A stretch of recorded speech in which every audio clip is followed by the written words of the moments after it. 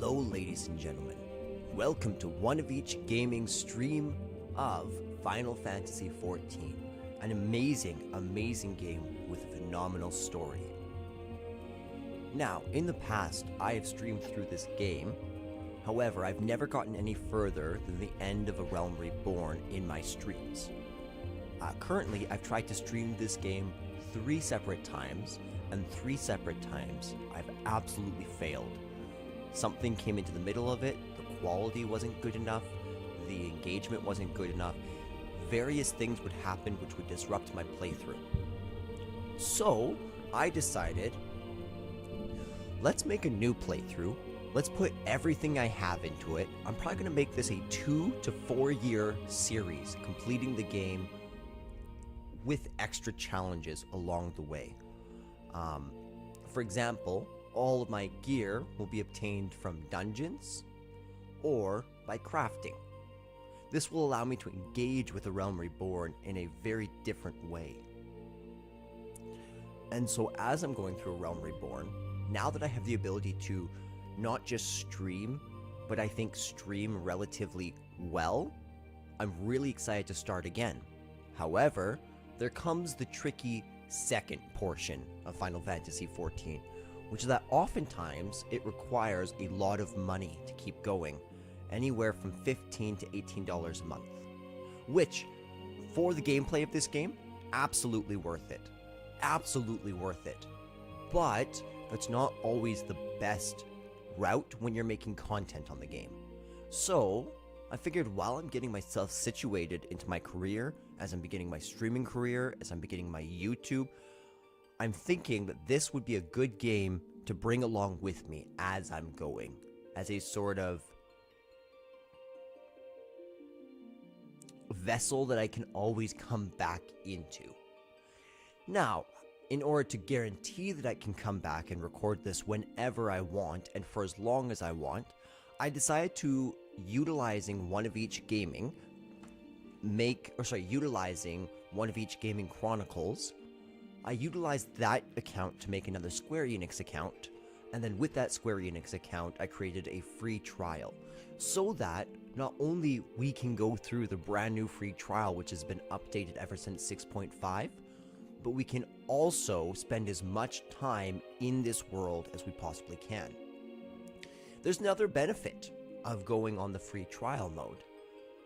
Oftentimes when I was playing through the game, there were moments where it became easier to just go to the market board and buy whatever I needed instead of engaging with the systems of the game. And as much as that was fun, I would really like the challenge to try to play A Realm Reborn as closely as possible to what A Realm Reborn is actually like. So, having said all that, we are going to begin our first day into the Final Fantasy XIV free trial. Ooh, it's a little chunky. It's a little chunky. That can go down to like 9. We don't need to be that crazy loud. All things considered. Let's just check in on the mixing over here. How's the mix? It's looking pretty good from my end. Looks like the game might be a little bit loud, but we'll have to see. Alright. This is our first step into Final Fantasy XIV. Square Enix presents Final Fantasy XIV, the free trial. Let's do all this. Enable city-state background music in residential areas. Ooh, I kind of like that actually. Some master volume. I'm thinking, let's turn that down to about 65. Especially the sound effects. I want that about 75. Okay, yeah, definitely enable auto run.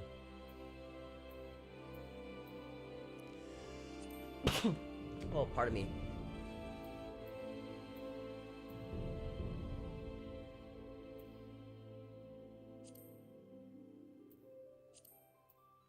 These are really, really good.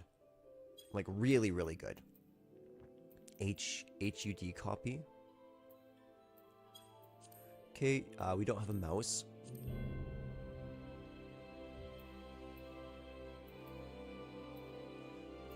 I'm sure I don't need to mess with all this.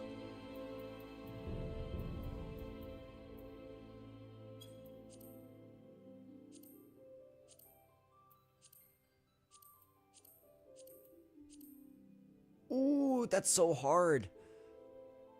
I kind of like that. This looks like remake. This looks like FF9 or... But I also kind of like that. Okay, let's start with the clear blue because I've never done it before, and then if it's not the best, we will we'll move forward from there. All right, so we're gonna need to go North American.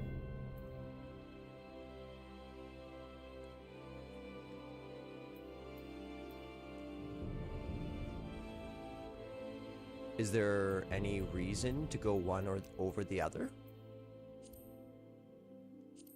We'll go primal. An authenticating error has occurred. Oh, that's good. That's really good. Connecting to the PlayStation Network.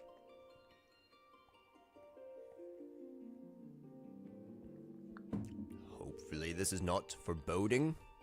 I'm gonna just put the stream on Be Right Back. I don't want you guys to see my password.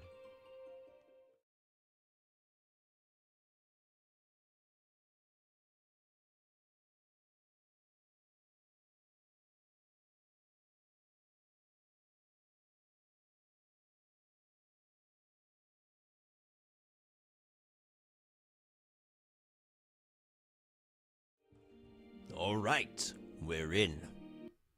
And you know what that means? It means we may play. I hope.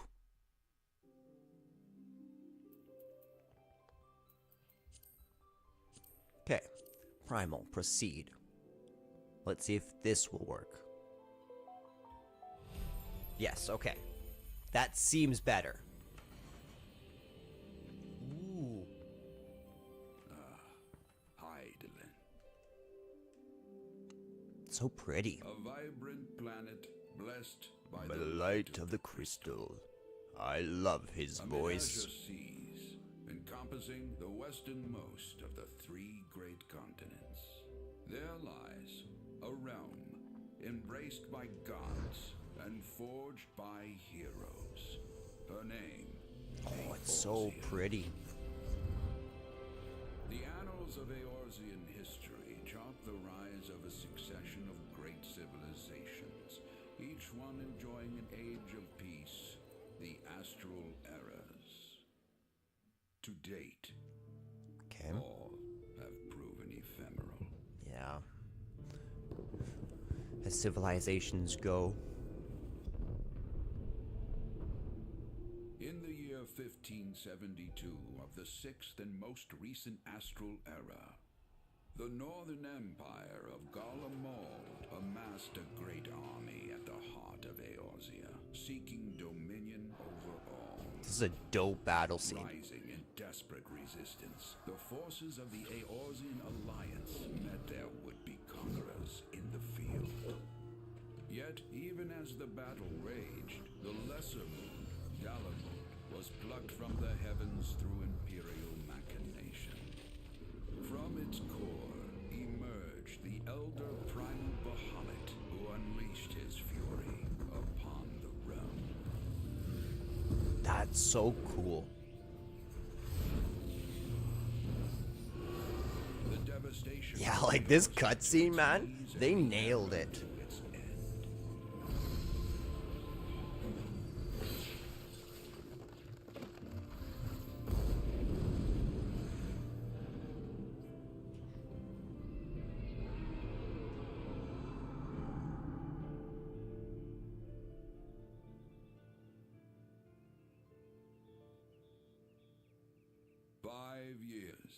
have come and gone. Okay. The light of life still shines upon Eorzea. We are not ephemeral. We shall stand. Man labors tirelessly to raise himself from the calamity's ruin.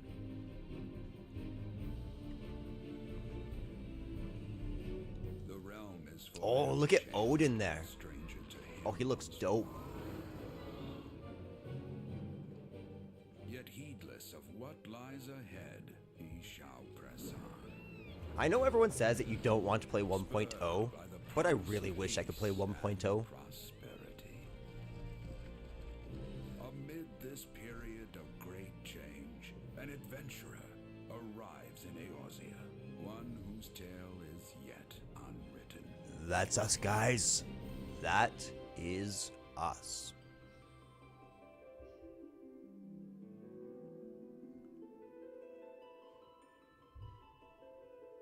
May he ever walk in the light of the crystal.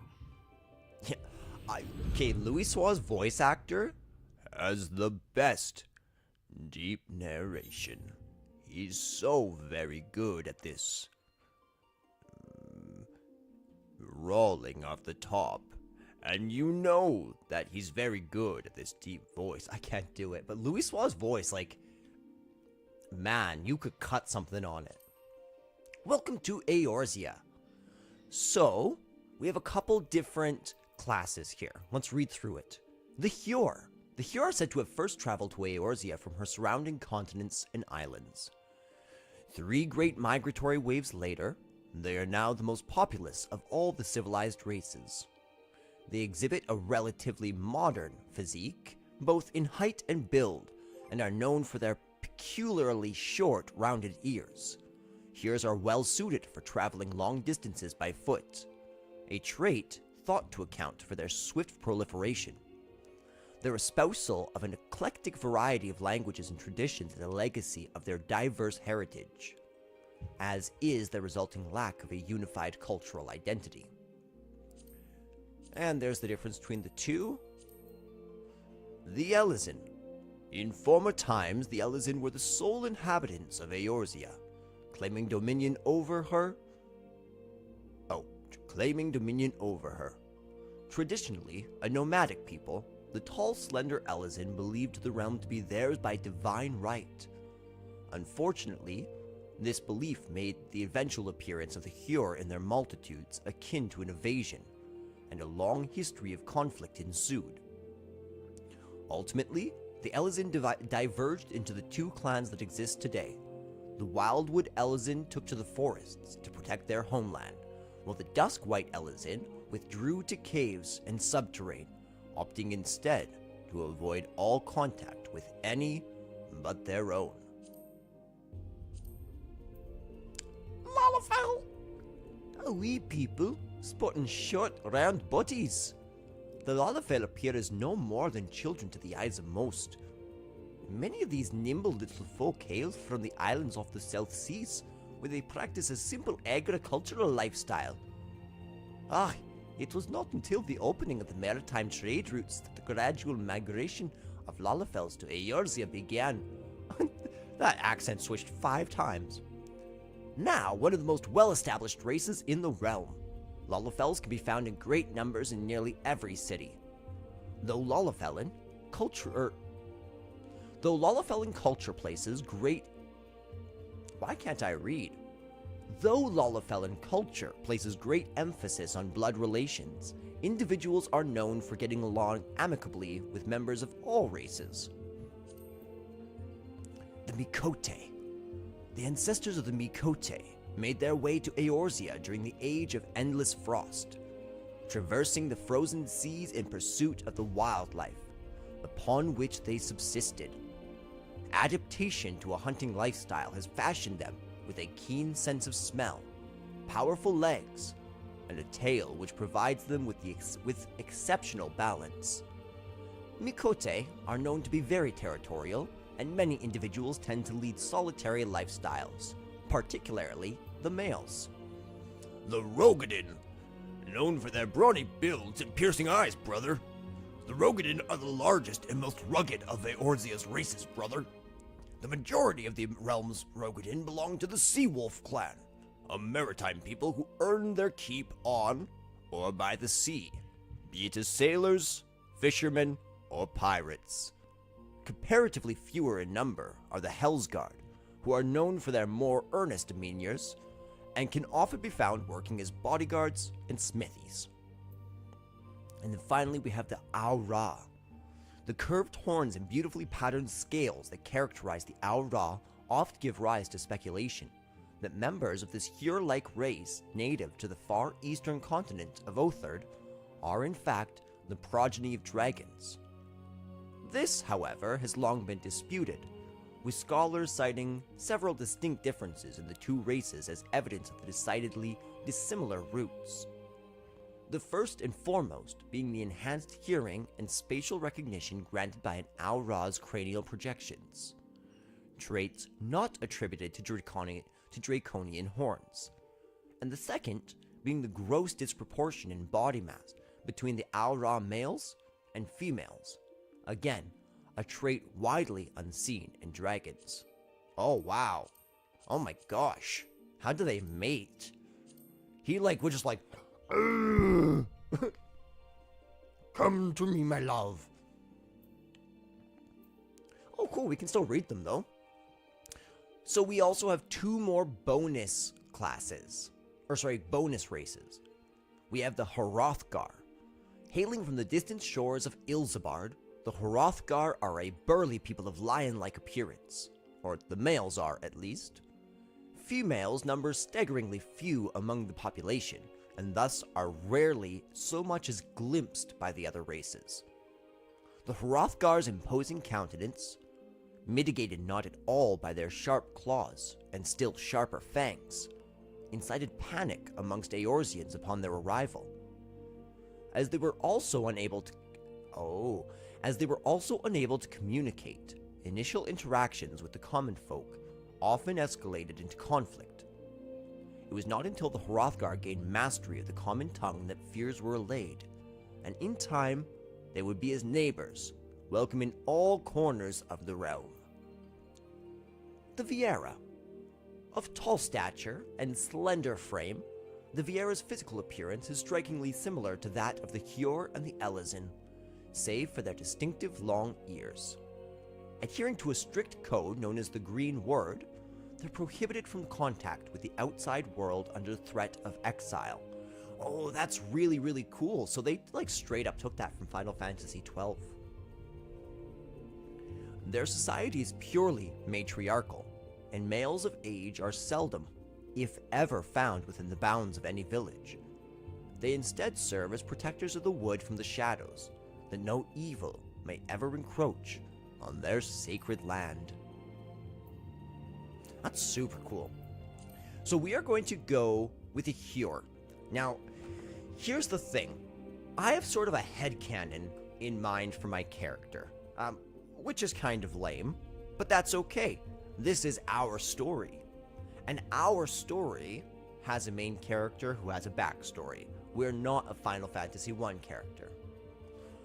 5 years ago, in the age of 1.0, there was a man named Ardbert who worked with Louis Soir and the Circle of Knowing, and he lit a fire in my character's heart, who is a scholar from the realm of Sharlayan. It was in Sharlayan that my Midlander friend here ended up deciding to come to Eorzea in order that he may carry on the legacy of his previous friend. I'm not seeing a difference here. Sorry, of his previous hero. And so we are the ones who are going to be carrying on the legacy of the Ardbert that we see in the cinematics. I literally don't see...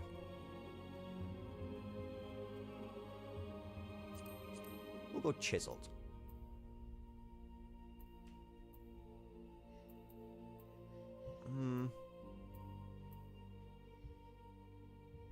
I think that one's the best. Skin color is good. Oh my gosh. That looks awful. Oh, look at my guy. That actually looks really good on him. Dang, I might need to change that hairstyle in one of the expansions.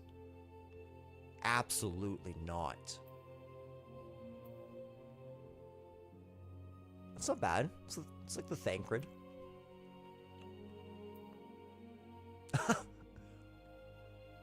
Business in the front, party in the back, brother.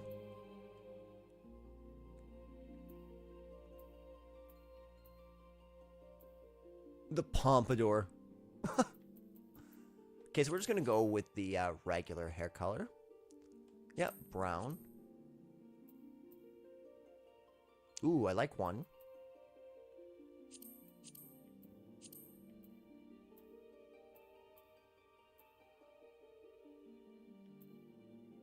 Yeah, I don't mind 3.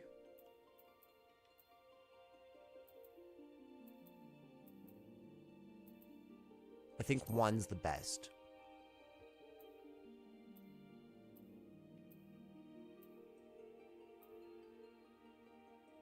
Again, 1's the best. They seem the most alive.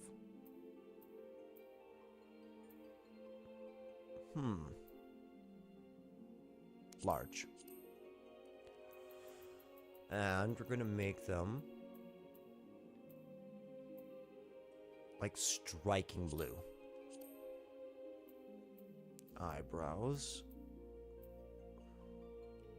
Type 2.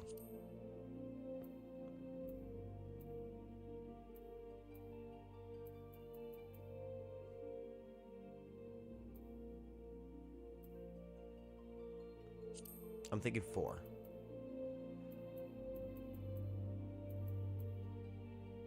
Yeah, I think 4 is the best. Nope. Nope. 1 it is. Lip color. Oh, that's not what we want. Yeah, it's actually probably the best, is the dark.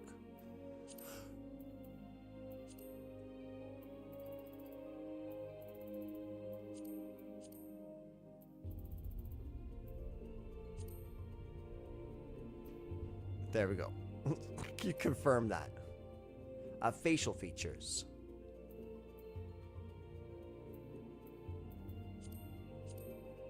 I see, has extra facial hair.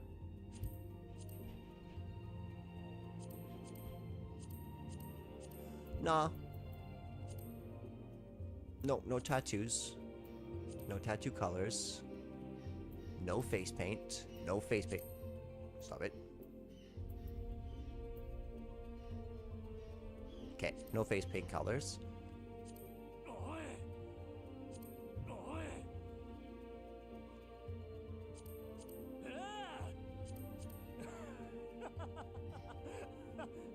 It's actually not bad.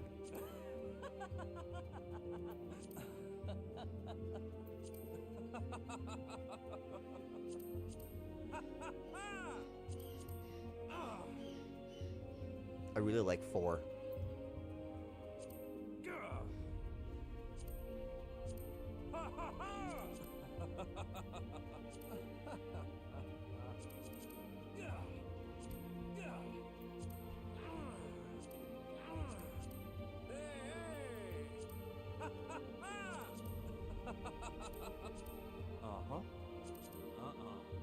I think that's got to be our character. I like that a lot. Save appearance data? Yes.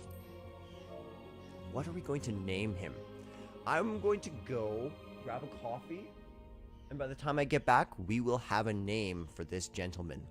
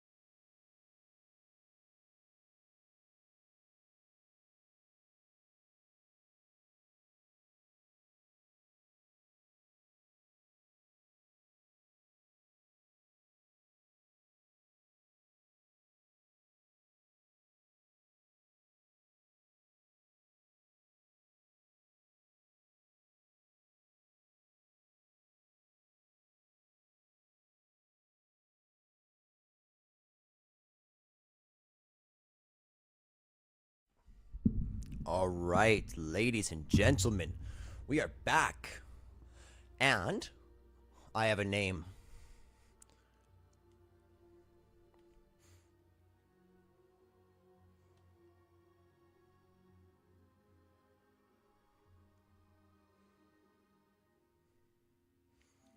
Meteor. Our name will be Meteor. Now, we are going to go...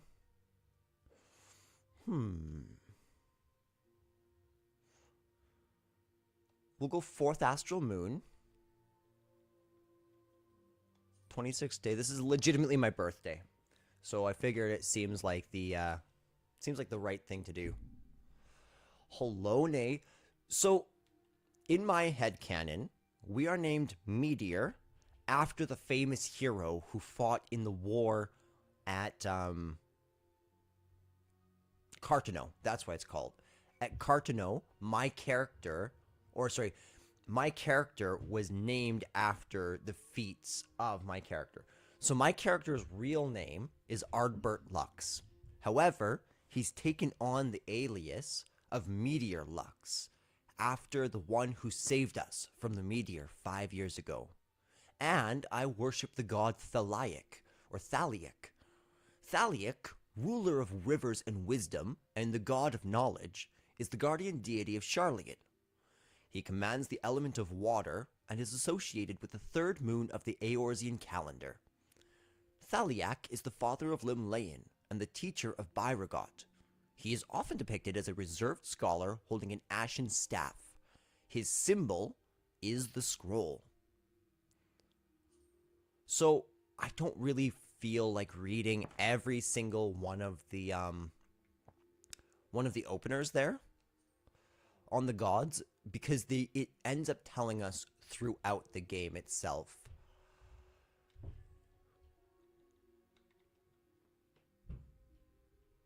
Oh, darn it.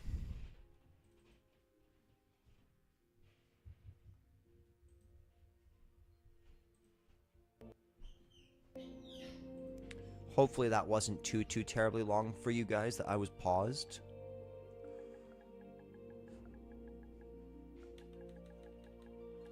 Yeah, there we go.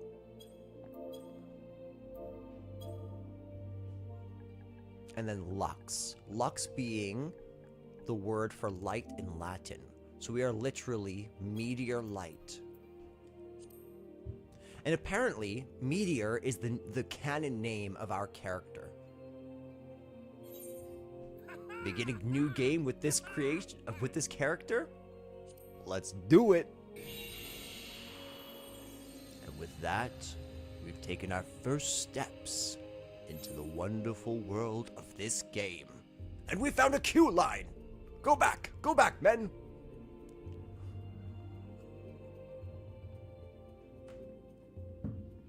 Meteor Lux. I really like the sound of this. So, I just need to do some quick research while we're queuing in to see if it's possible to watch the cinematic in this version, or if I'm going to have to record that reaction separately and include it.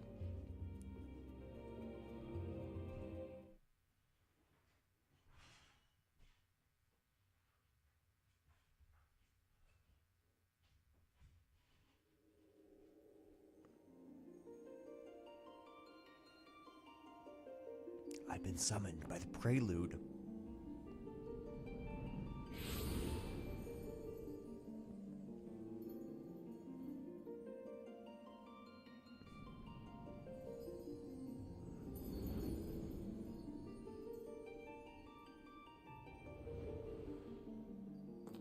Here.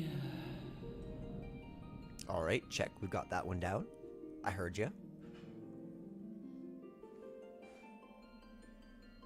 Here. Feel.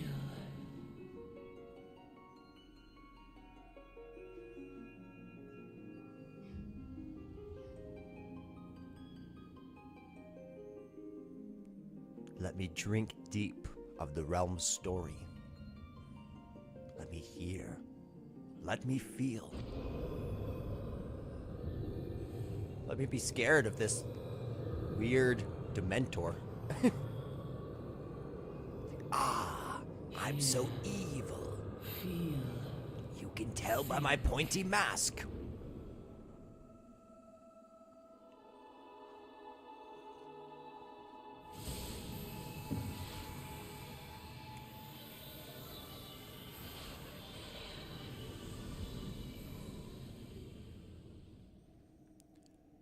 Hey sister, I'm just streaming, and so I just want to get to a point where I can put the stream on pause. Can I call you back in like 2 minutes? Awesome.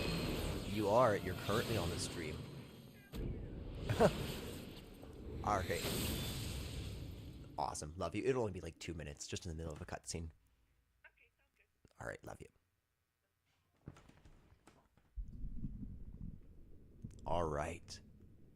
Oi! You alright, lad? Well, considering that my sister just, Ooh, we have a slight issue here. Webcam. We kind of have to be up here for you guys to see the dialogue. Okay, so when I get back, we are going to jump right into this. But for right now, I'm going to call back my sister, see what she is going on.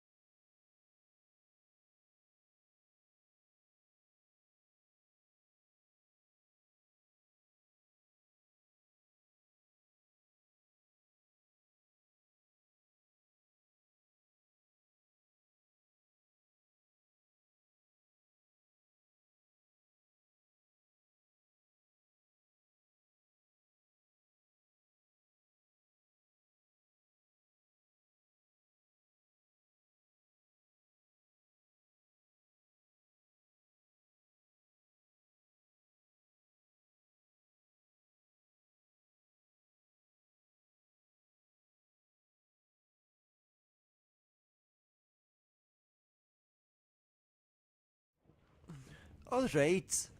We're back. Oh, it's true. Oi. You alright, lad?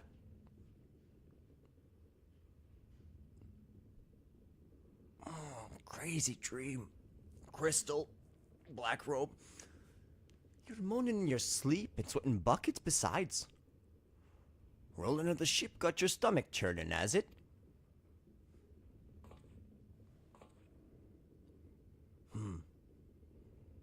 Don't seem like seasickness, now that I look at you. It'll be the ether then, I reckon. Some are more sensitive to the stuff than others, see? We ain't too far from Vilbrand now, which is chock full of etherites. No need to fret, though. You'll soon get used to it.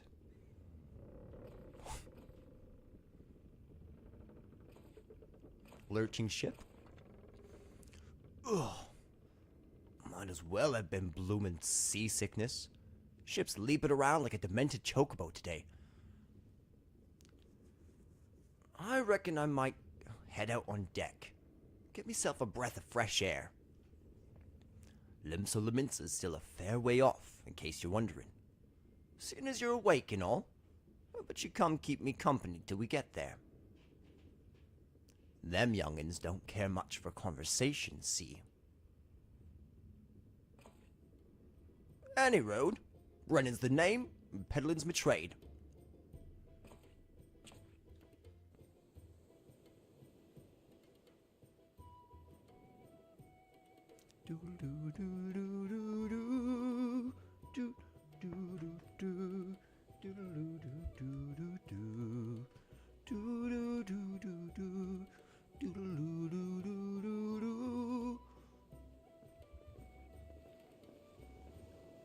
I love the wind instruments in this. Ah, smell that salty sea breeze. Now then, lad, judging by your unusual garments, I'd say you were one of them new adventurers. Am I warm? I knew it. Going wherever the wind blows, seeking fortune and glory, now that's what I call living. So long as you can avoid the dying, I mean. Ain't no secret that adventuring's a risky business. These days especially. What was it that first attracted you to it? It's a big choice right off the front. Like, hey, what's your philosophical underpinnings, which is your highest value structure in which every other action that you're going to take? I don't know. To gain power. Okay, so let's talk this through, like, philosophically. Power is absolutely necessary in order to protect those you love and to accrue the resources that you need in order to protect those people. So it's both protection and provision. But power can also be used for the opposite, for naught, for destruction. So power itself is neutral, and all good must come from some measure of power. So to gain power, as twisted as it sounds, could be the most important thing, especially for a protector or a warrior. Glory, in my opinion, is the most shallow of these three. Because to win glory is simply... Actually, no. I think the fortune is probably the shallowest of the three. Because glory is gained when you do what cannot be done by the common man. It's when you become essentially a picture of Nietzsche's Superman or Uberman, right? The ones who have the power and the will to change the world. So you could say that the glory is a means of power, right? Because, also, keep this in mind. So, like, let's think of America. Right now, America, the United States of America, has one of the greatest militaries in the world, right? What's keeping the world at peace? Is it their military strength, or is it the glory of their military strength? The knowledge that it's glorious. Just that knowledge that they're strong enough to utilize power in whatever way they can is a means of keeping the peace. Because when two powers believe that they are at a stalemate, that peace will be kept longer. And so the final one is to amass a fortune. Or you can be really boring and have no philosophy. You can be a dirty, dirty centrist. Now we're going to go to gain power. I think that's the most noble of these causes. Power? As in, power to do good. Like protecting the weak and fighting for what's right and all that. Aye, I thought that's what you meant. Well, adventurers do get up to a lot of fighting, that's for sure. You'll never be short of a chance to polish your warcraft in the adventuring business. Once we make port, you'd best sign yourself up at the Adventurers Guild. They'll set you on the right path. And it wouldn't hurt to join a guild neither. Limsa's home to a few, so if you fancy learning on how to swing an axe or even sling a spell, you should think about seeking one out. Just remember though, there are more important things than fortune and glory, such as breathing. Ain't no profit in being dead, and that's a fact.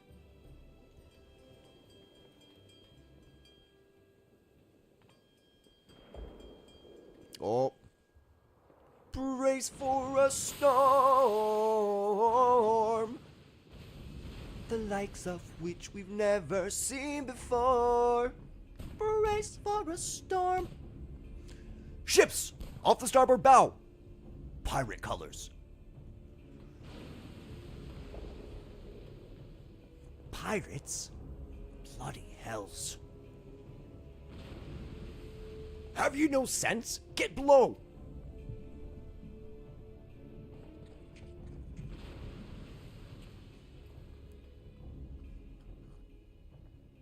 Those are pirate colors? Those were white sails.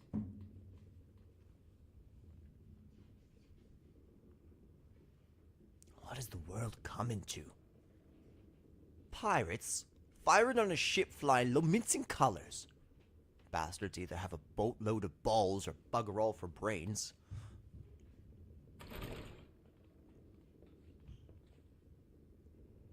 You can rest easy, friends.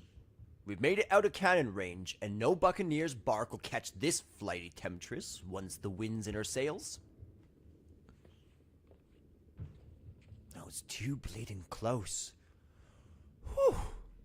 Glad one of us kept his head on his shoulders, eh? I figured I'd have lost mine otherwise. If them pirates gave up the chase, we must be close to port. Let's head up on deck and have us a look, shall we? Brent's voice is so hard to do.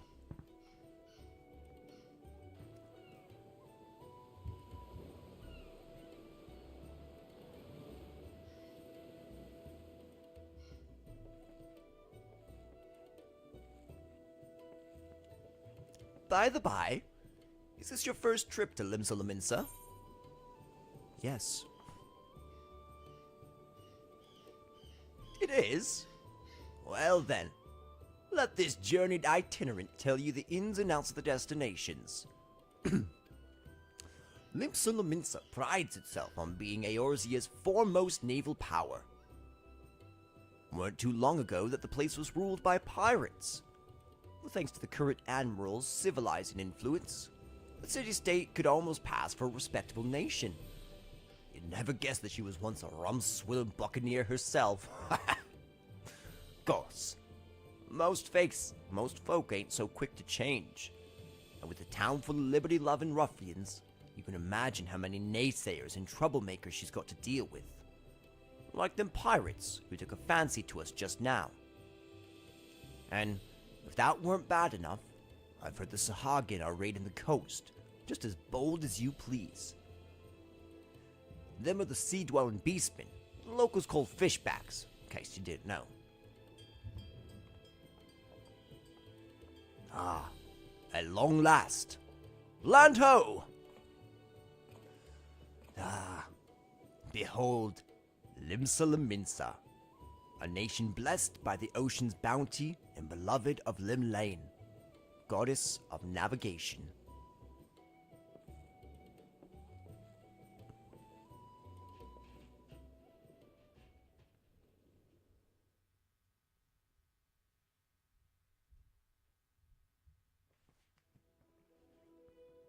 On a windswept isle, in the southwestern corner of the realm. Amidst the roiling waves of the Lotano Sea lies the maritime city-state of It's so Limsa pretty. Lominsa.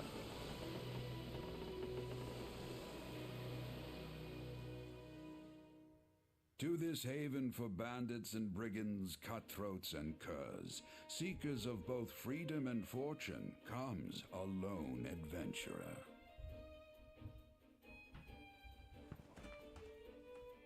I'm so excited to jump back into Limsa. My goodness, I've not played this game in too long. The hero's arrival has drawn the gaze of the Nation's patron deity, Limlane. Limlane.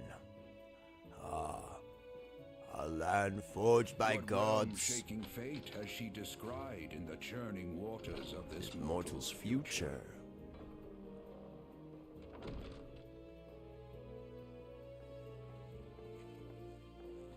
Oh, look at that epic walk. He's so open. He's just taking it in. It's exactly the posture. It's this posture of openness, of slowness, of not being in a rush, just being centered. Taking one step at a time. And here's where we part ways, son. I'm off to the markets to deliver me wares. It's onto the high road for me. Here, I want you to have this. By way of thanks for saving me arse earlier. Thank you, Brennan. Hey, you never did tell me your name, did you? Well, here's an idea. Become the sort of storied personage I can brag about having met, and I'll consider us square.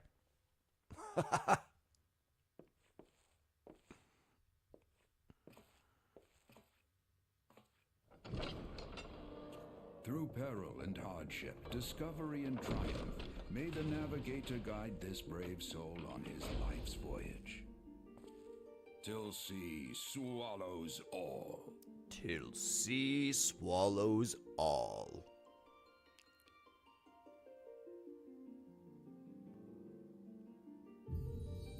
Final Fantasy 14.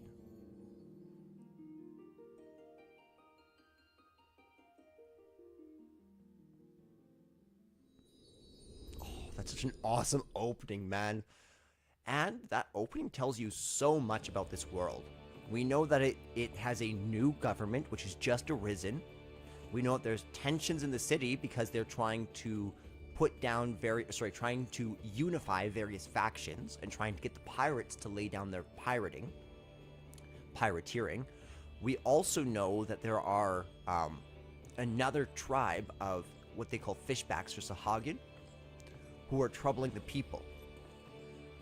So already, right off the bat, we know a lot about the dynamics of Limsa Lominsa. Hey, you there. Hi, I mean you. This is my district, and I make it my business to know all the scum that washes up on it. Ah, an adventurer fresh off the boat, is it? Well then. Allow one of Lominsa's finest to set you on the right path. Hop to it, lad. I haven't got all day.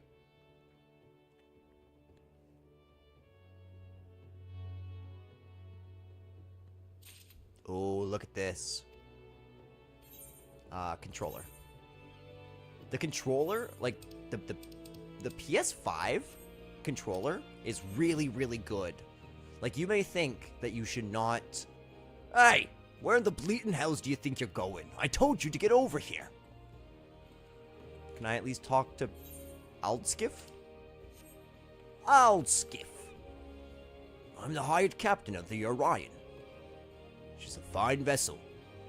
She's a fine vessel, true, but a hired captain can love the ship only as much as a paid bride can love her betrothed.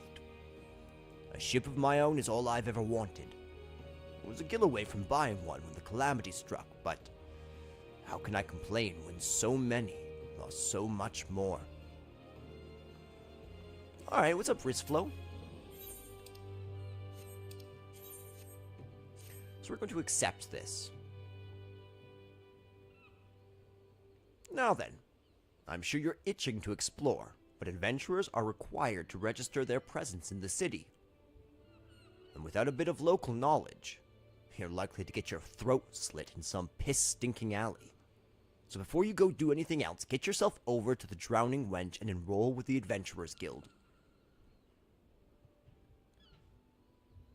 The lift's just over there. It's not far. Just head straight down this street and speak with Greffar. He'll show you how to work that big moving platform we call Crow's Lift, and that'll take you up to the pub. Once you're there, look for a fellow by the name of Baderon. How do you pronounce that? Baderon. Baderon. I don't know. By the name of Baderon. He's the proprietor of the Wench. He might curse like an ale-sodden sailor, but the man's got a soft spot for wide-eyed newcomers like yourself. He'll set you straight. Got all that? Good. Now run along, and may the navigator guide you on your journey. I have just got a quest. Let's go. Do you have anything else to say to us? We're able to find the Drowning Wench, but Darren will be there to help get you started here in Limsa Lominsa. Let's do some NPC talking.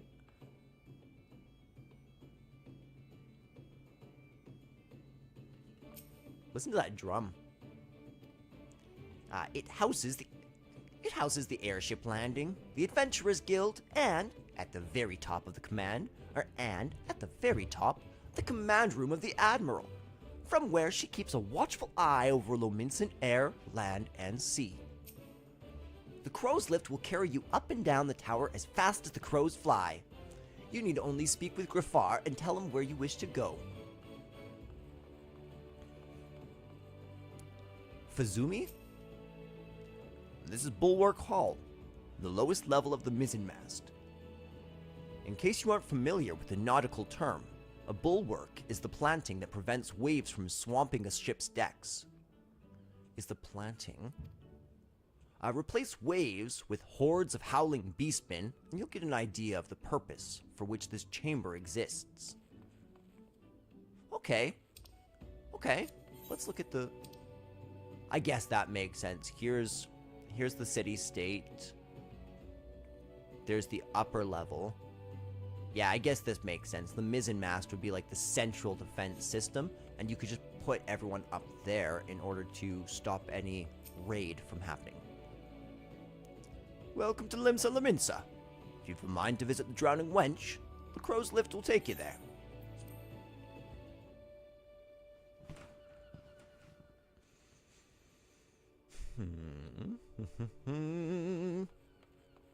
Let's do some NPC talking.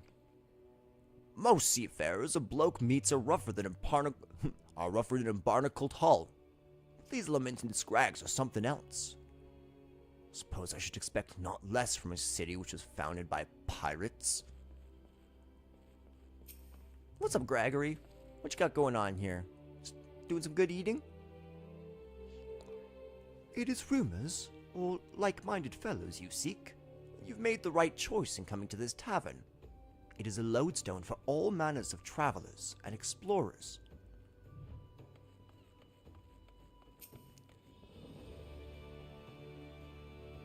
Sadojbi.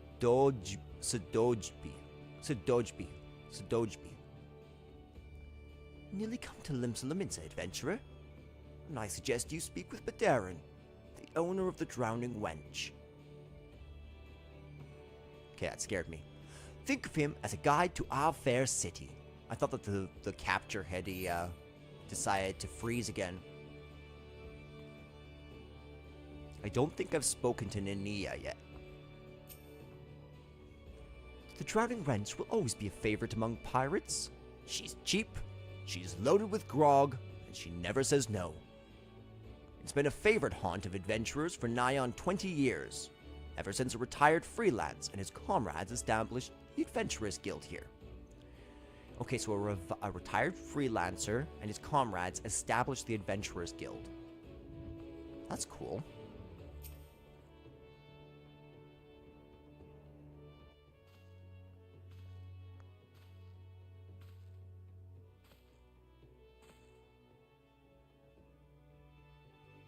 Greetings to ye, lad.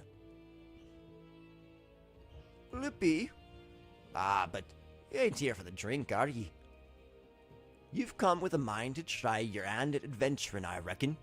Oh, well, you'll find no shortage of work here in Limsa. The name's Badarin, and this most hospitable of Ulsteries is the Drowning Wench. 'Tis also the home of the Adventurers Guild here in Limsa. That's why we've got a desk specifically for handling guild business. And that's why I spend more time saving the necks of whelps like yourself than in the throats of me regulars. Ah, adventurers have a knack of finding troubles, see? Not they need it in these parts, on account of there being trouble wherever ye look. If you manage to stay clear of the fishbacks and the kobolds outside the city, the pirates on the inside will get you instead. And if they don't manage, there's always the Garlean Empire to finish the job. Oh, no one knows what they're planning, of course, but if they're planning anything, you can be sure it's to kill the lot of us. Aye, this town seems peaceful at a glance, but look again, and you'll see people living in fear of what tomorrow might bring. And who can blame them, after everything that's happened? Eorzea took a mighty blow during the calamity, but our homes weren't the first thing that got wiped off the face of existence by that thrice-damned bastard of a dragon. It took obliterated memories, too, and no one's been able to explain it in a way that makes an ounce of sense. None of the folks what saw it and lived to tell the tale seem to agree on how the tale actually goes. It's all foggy, like recollections from an odd night on the ale. You can imagine why people might fear for the future if you can't. You can imagine why people might fear for the future if they can't rightly recall the past. But there is one thing we all remember, and that's the group of adventurers who laid down their lives to drag Eorzea back from the brink when she was bound for the abyss. Well, I say I remember. Truth is, now we ain't forgotten what they did for us. This goddamn calamity-spawned memory loss robbed us of their names. It won't even let us picture their damn faces. It's like staring at a gull flying in the front of the sun. All ye see is shadow in your mind's eye set against a blinding glare. And that's how every bugger describes it. By the way, give or take the old... that was a terrible reading. It's this what's got people calling these heroes the Warrior of Light. If Limsa's ever going to put up this, if Limsa's ever going to put this time of darkness behind it, it's going to need adventurers to help banish the fear. It's going to need new heroes, like the ones we lost. Maybe one day, he'll be one of them. And that's why we aid. And that's why any aid we can we give to adventurer is effort well spent. So, what say ye, lad? You willing to lend us your strength? Ha! Me thanks to ye. Me thanks to ye, and to the navigator and all. I knew she'd steer my way. I knew she'd steered ye my way for a reason. Ah, but listen to me, yattering on like a sun-touched fishwife. 'Tis high time I got your mark on me book. Put your scroll right there. I love this guy. Badarin's awesome.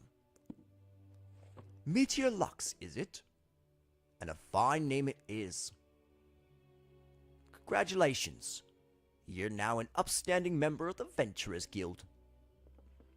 You there, adventurer. You sailed in on the last ferry, did you not? The captain reported being attacked by a pirate vessel, and several witnesses have testified independently that a passenger matching your description went out on deck mere moments before the incident took place. Sending your friends a signal, were you? No, hold on there just a moment, officer. You've got the wrong bloke. This fine, upstanding young gent is me dear departed grandma's sister's niece's cousin's closest companion. The lad would be caught dead fraternizing with such unsavory elements. Is that right? You're surely aware of the recent kidnappings. Respectfully, then, we cannot be too trusting of outsiders at a time when the loyalty of even our closest friends is in doubt. Aye, you make a good point there, officer. A very good point. Very wise. You needn't worry, though. I keep one eye open at all times. Me and two more often than that. Now, sir, what say ye to a tankard of my finest ale before you return to your duties, eh? Not a watered-down cup of piss like last time, I should hope. Ain't got the faintest idea what you're on about, officer. The wench might offer some of the cheapest grog this side of the Strait of Middlether, but that just don't mean that it won't get you good and pickled. And look, there's a chair over there just crying out to be sat on. So kick off them heavy boots, eh?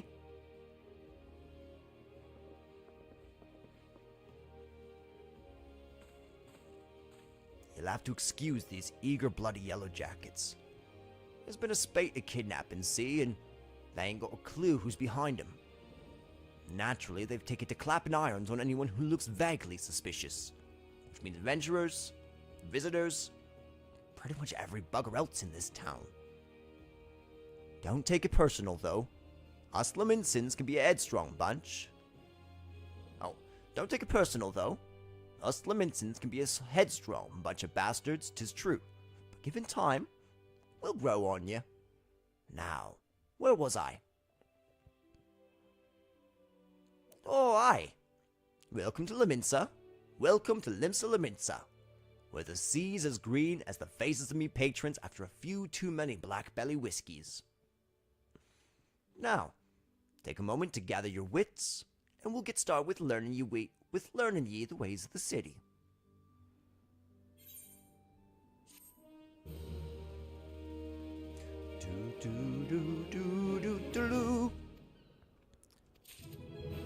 But Darren Ten Fingers, we just got our first level up.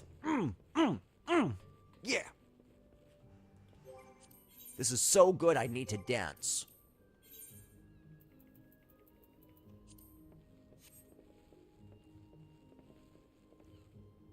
Thank you for the jig.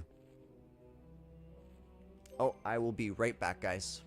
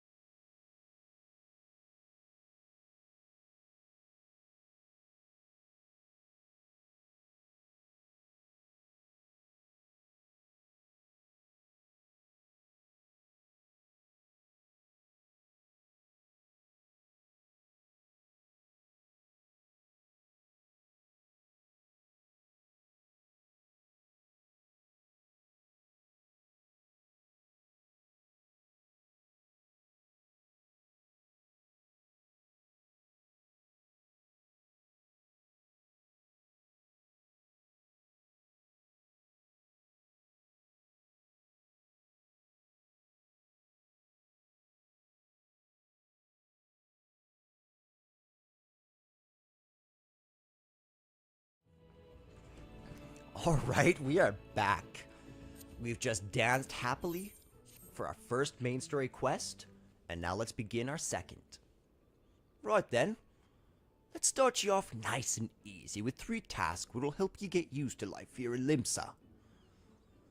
Firstly, if you head down to a floor, then point your nose to the west, you'll get an eyeful of the great glowing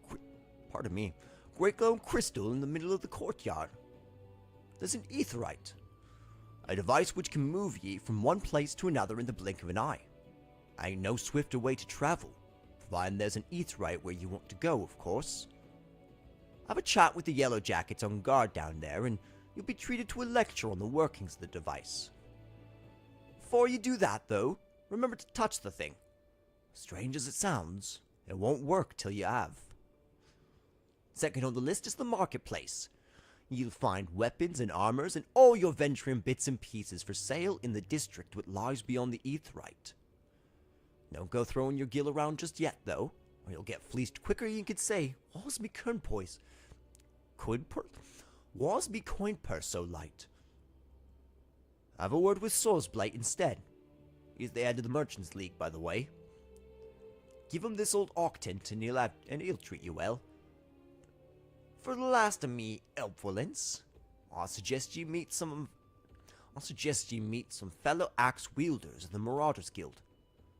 I guarantee you'll learn a few new tricks for swinging that head splitter of yours if you join their crew. Blathoda at the front desk is the one to get you started. Got all that, lad? Seeing to them 3 tasks will take you on a little jaunt round the city and help you work out where everything is. Now, I've best be getting on. Ah, bugger it. There I go, sending you off without telling me, or without telling you somewhat critical. Ah, this is so hard to read. There I go, sending you off without telling me you're somewhat critical. That bloody calamity's made a right mess of me memory, I swear. Well, out of the ale. Any road. While you're out, if you happen to pass any poor sods which looking like they may need help, consider giving their tale of woe a listen, eh? Sounds like a chore, I admit it, but you never know what interesting opportunities could be lurking out there, just waiting for you to stumble on them. For example, Nania over there has been Nania over yonder's been casting glances at you ever since you waltzed in. Why not lend an ear to see what she has to say? Aye, you like to find yourself running odd errands at the beginning, but once you build a reputation as a man folk can trust, the jobs will get harder and the rewards more generous. If you've the time, I'd also seek the advice of the smith here and the wench.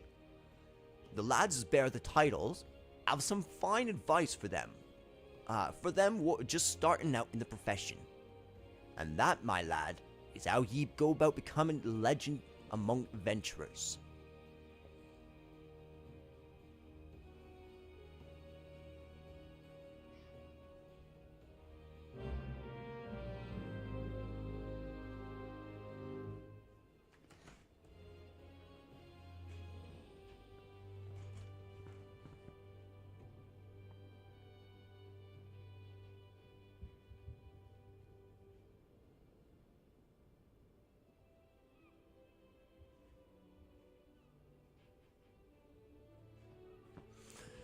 To leave the drowning wench, you must accept the quest, making a name by speaking with Nania.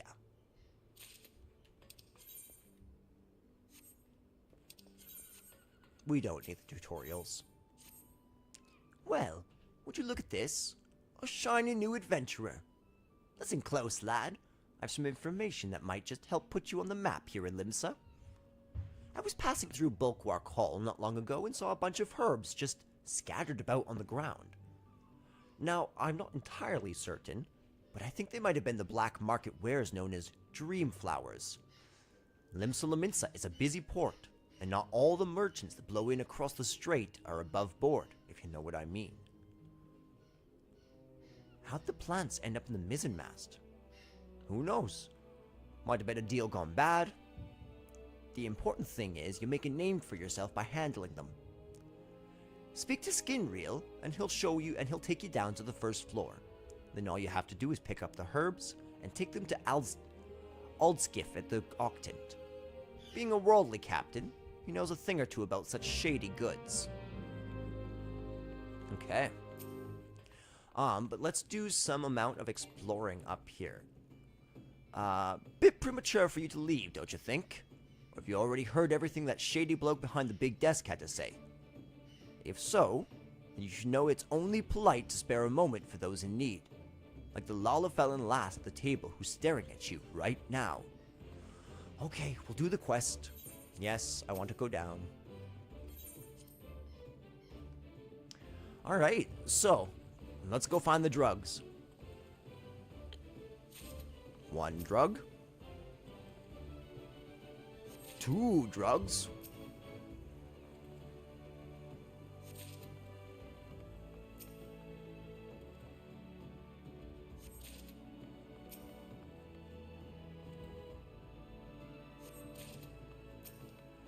And there...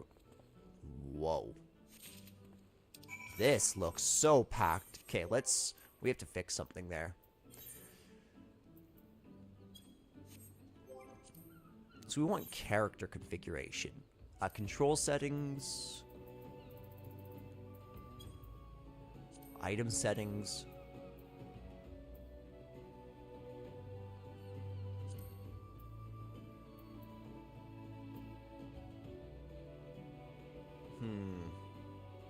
Should I store all newly obtained items in the armory chest? Probably. Remove dim effect. Okay. Okay, this all looks fine.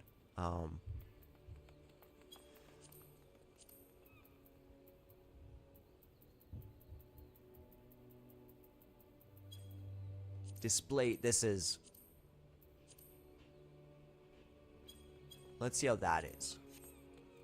Oh, that's much better. The minimize? So much better. Alright, Pirate Man, what you got to say? Yes, I'm Old Skiff. You have some herbs you wish me to examine?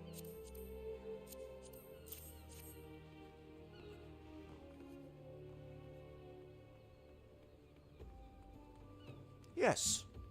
As you suspected, these are highly illegal blooms known as dream flowers. They're the prime ingredient in the creation of somnus, a substance whose fragrance is said to lull the sniffer's mind into the sleep of death. Forgive me, I could not resist the jest. These herbs are not more than Althic lavender, a common enough export from Limsa Lominsa. In fact, these probably spilled from crates that were loaded onto my own very ship. I think someone's been having a bit of fun with you, son. But not to worry. You've learned a few things and made a new acquaintance. Well met. Thanks. Suspiciously sober. Altskiff, captain of the trading ship Orion. By way of thanks for delivering my scattered lavender, I have a nugget of information that may prove useful to you. You see, I was recently approached by an unkempt seafarer, which is not, I admit, a particularly unusual for a man of my profession. What was unusual was that he offered a generous sum of gil to be introduced to any adventurers I might know. In my experience, sailors are not known to carry such a wealth of coin about their person, especially with the alehouses of Limsa Lominsa so close at hands. Kidnappings have not been uncommon these past moons. I suggest you take this information and speak with Glazriel, the guard who stands entrance at the entrance to East Hawker's Alley. Never hurts to show a spirit of cooperation to the authorities, lad. So, here we have an aetheryte. Aetherytes are essentially large crystals which act as teleportations, as fast travel throughout the world. Ah, another novice adventurer, eh? Aye. Vidaran has sent me more than a few of your kind this way late. That didn't make sense. I am Timu, one of the Yellow Jackets tasked with keeping the peace in the city. It is also my charge to provide guidance in the use of this device. Fear not, I shall be brief. The aetherites are crystalline structures that tap into the ethereal energies. They're primarily used as a means to travel swiftly from one place to another. Return and teleport, the most common transportation spells, make direct use of the aetherites and their connection to the flow of ether. And, as these devices are found in almost every corner of Eorzea, any adventurer worthy of the name will wish to seek out and attune himself to one. Once you've expanded your horizons beyond the walls of the city, you will soon find yourself performing the act of attunement as a matter of course. There is, however, No need for unseemly haste. The aetherites found in and around the city will be sufficient for the present, I assure you. Should you wish to learn more about aetherites or transportation magic, I will be here to answer your questions. Nice. Nice, nice, nice. So.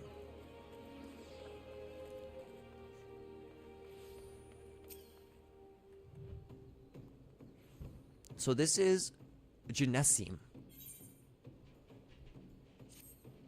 Excuse me, sir, but much of a moment or two to spare? You seem the type who enjoys being accosted for menial tasks, so... you enjoy the type who enjoys being accosted for menial tasks, and I require someone to make delivery to the dutiful sisters of Edelweiss. I wouldn't be surprised if you hadn't heard of them. The sisters prefer not to advertise their presence here in Limsa Lominsa. They do, however, provide a rather unique service, of which the Bruguière Consortium has recently been the beneficiary.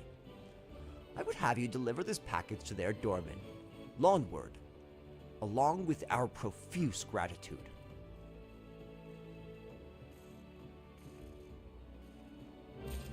Thank you. And I think I saw another sort of NPC quest around here. Sweet Nick's Rosy Cheeks. Go. Sweet Nick's beauteous Garby and crafty smart tradesmaker. Sweet Nick's makes business deal with uplanders. Need deliver letter to gate of Melvan, but Sweet Nick's has shiver shakes. Uplander walks gate of Melvan for Sweet Nick's. Uplander delivers letter to tax lady Pataja. Thank you. That is disturbing news. Your initiative is appreciated, adventurer. I'll have the captain place the Yellow Jackets on high alert. Ah, and while I have your ear, I need you to visit Fridwib and tell her the same thing you told me. You'll find her a bit farther down East Hawker's Valley.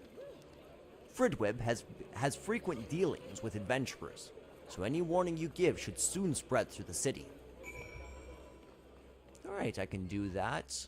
But let's talk with our gent, Swazblate here. A fine day to you, sir.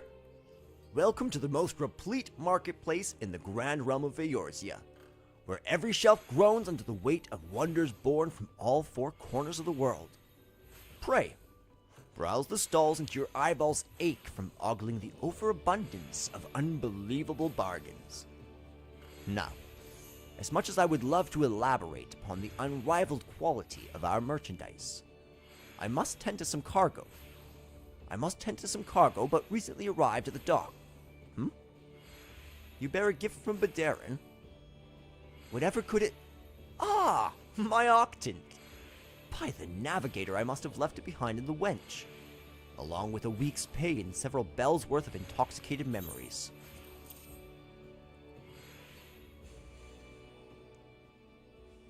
He looks so refined with those glasses. I am most grateful to have it back. This tool is a keepsake from my days as a ship captain, you see. Needless to say, your good deed must be repaid.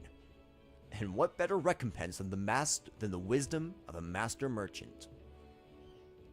If it is simple and sturdy adventuring equipment you seek, you need look no further than the east and west arms of Hawker's Valley. Lest you doubt, each gil you invest in arms and armor will be money well spent. Adventuring is, after all, a dangerous profession by its very nature. It goes without saying that Hawker's Alley boasts stalls, specializing in the tools of every martial discipline imaginable. And within but a few steps are the bazaar and apothecaries that will most amply supply all your potion and perishable needs. Our keen-eyed agents procure a frankly befuddling range of wares during their sojourns to distant shores. So, it pays to become familiar with the type and price of the goods offered by each stall. Such knowledge will serve you well if your purse is light or your time is short. Ah, but verbal instructions of this kind will only profit you so much. Experience has ever been the surest teacher, if not the kindest. I invite you to explore the markets for yourself. Thanks, buddy. The right place. So, there's 3 different... Not all of the quests I'm going to voice act, just some of them. What's this? Some suspicious seafarers on the prowl for gullible adventurers? A possible suspect in recent kidnappings, you think? Well, I'll be sure to pass on that warning to my customers. What, with all the merchants and travelers milling through Hawker's Alley, these kind of unsavory activities can often go unnoticed. In any case, I promise to keep a sharp lookout for anyone being accosted by strange-looking sailors.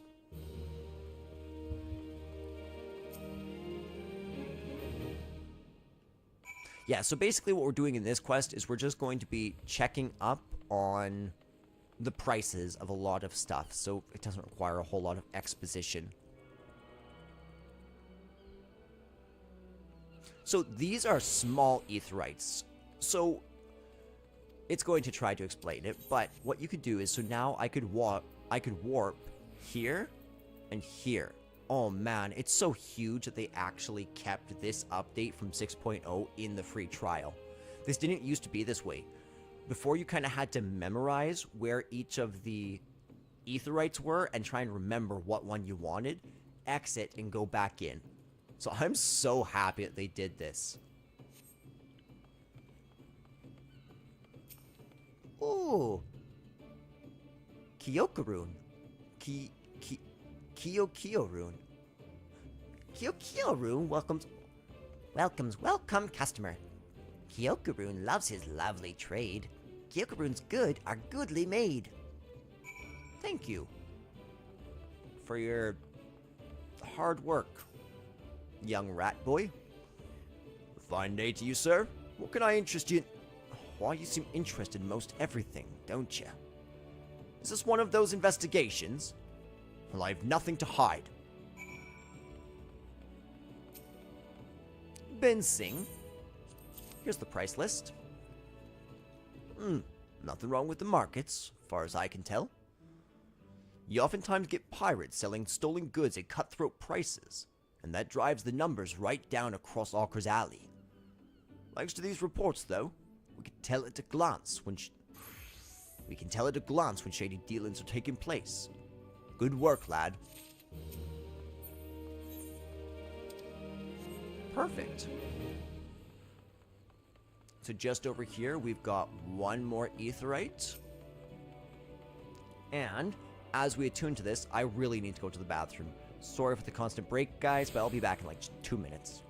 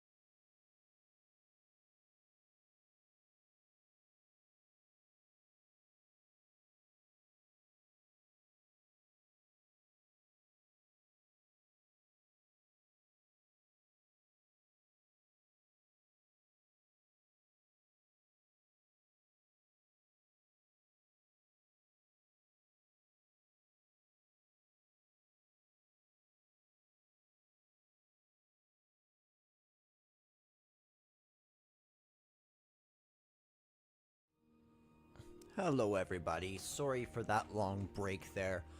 My son ended up coming home a little bit earlier than I expected him to, so I was just going and greeting him and saying hello. So, we are probably going to have to end this fairly quickly. Where is Sweetnix with those import records? Without the proper documentation, I'm afraid we shall have to expel him from the city. Why, these are Sweetnix's records. Glad I am to see they were submitted in time. Honestly, you would think the Goblin would have lost his fear of our offices by now. Every month he's to submit these papers, and every month his tardiness forces me to consider his removal. As long as one follows proper procedure, Limsa Lominsa is quite welcoming of foreign traders. Pray, convey these words to Sweetnix. Perhaps it will aid in soothing the Goblin's fears. Here at Mealvan's Gate, we inspect all goods that are imported into Limsa Lominsa, and collection duty as the law requires. And collect duty as the law requires. Some merchants, however, seek to evade this obligation, and we must chase them down. I would be grateful if you could deliver these 2 ledgers.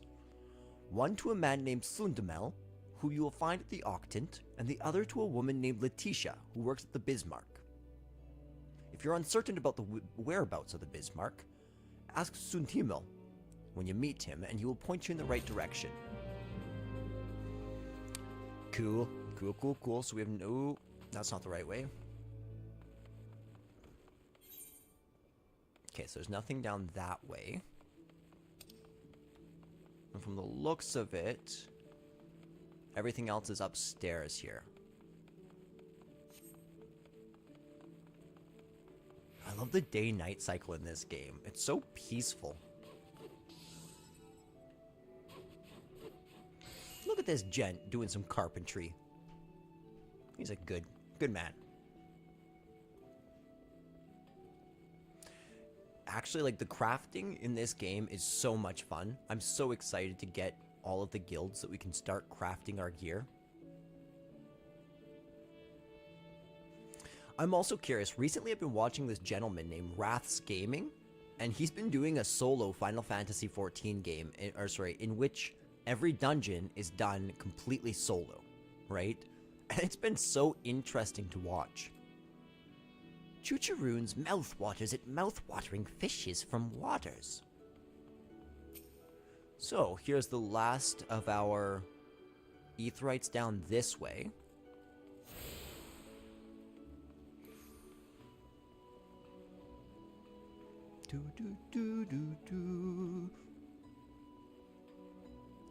Loanward. Aye, this is the dutiful sisters of the Edelweiss. The house is deep reflection and meditation. So unless you've got proper business with us, you can kindly bugger off.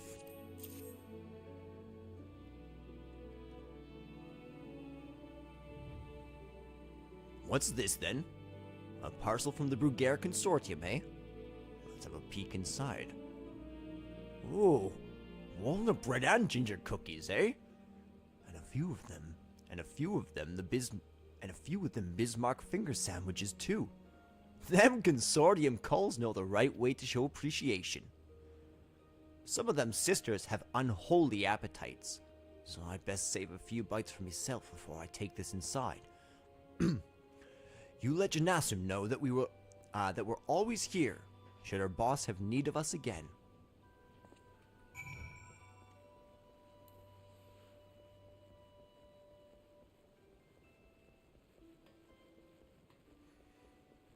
We've already accomplished so much as an adventurer. Let's go find Sweetnix. Tell him about, what she said.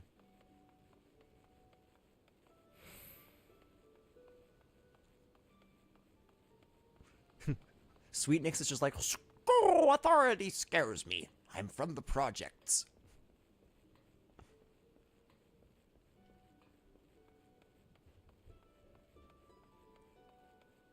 Okay. So here is Janassim.